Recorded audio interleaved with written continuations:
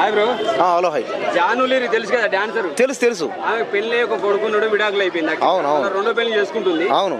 So దానిపై అభిమానులు చాలా మంది సోషల్ మీడియాలో దారుణంగా ఆమె ఏదో ఫేమస్ అయింది, ఆమె డీలు ఎన్నర్ అయింది. ఆమె ఒక ఆడ మనిషి, మన తెలుగు ఆమె డీలు ఎన్నర్ అయ్యి ఒక మధ్య తరగతి ఫ్యామిలీ అనమాట. అక్కడి నుంచి ఆమె డీలో ఛాంపియన్ అయ్యి ఆమె ఏదో ఇప్పుడు కాస్త పరిస్థితి బాగైంది, ఆమె రోజు ఫేమస్ అవుతుంది. అలాంటి వాళ్ళని మనం ఎంకరేజ్మెంట్ చేయాలి. ఎందుకంటే కష్టపడి పైకి వచ్చిన వాళ్ళని మనం ఆదుకోవాలి, ఎంకరేజ్మెంట్ చేయాలి. అంతేగాని సోషల్ మీడియాలో బండ బూతులు, విపరీతమైన ట్రోళ్ళు. ఆమె పెళ్లి చేసుకుంటే మీకెందుకు, ఆమె ఇంకేడకని పోతే మీకేం చెప్పండి. ఒక మనిషి పైకి లేస్తే ఏడుపు ఇక్కడ మొదటి నుంచి అంతే అనమాట. అందరూ దయచేసి ఆమె ఎట్టపోయినా ఏం చేసుకున్నా వదిలేసేయండి. ఆమె ఏం బెట్టింగ్ లేపలేం, ప్రమోషన్ చేయలేదు, ఎవరిని ఏ రకంగా ఆమె ఇబ్బంది పెట్టలేదు. ఎవరి గురించి వ్యక్తిగతంగా ఇంకేదైనా పర్సనల్గా ఆమె ఎవరిని ఏమి అనలా, మాట్లాడలా, తిట్టలా, పొగడలా.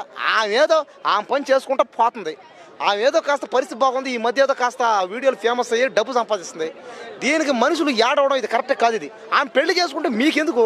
అవును, భర్త లేడు, చేసుకుంటుంది, డైవర్స్ కూడా తీసుకుంది.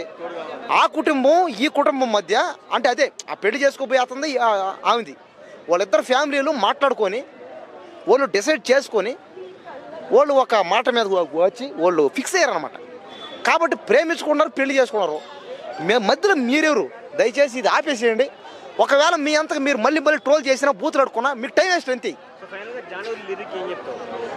జాను లిరి గారికి చెప్పేది ఒకటే, మీరు అలాంటివి ఏం పట్టించుకోబాకండి అనేవాళ్ళు అంటానే ఉంటారు. మీ పాటికి మీరు మీ పని మీరు చేసుకుంటా పోండి, మీరు ఫేమస్ అవుతారు. మీరు అనుకున్న గమ్యాన్ని, మీరు అనుకున్న ధ్యేయాన్ని ఖచ్చితంగా మీరు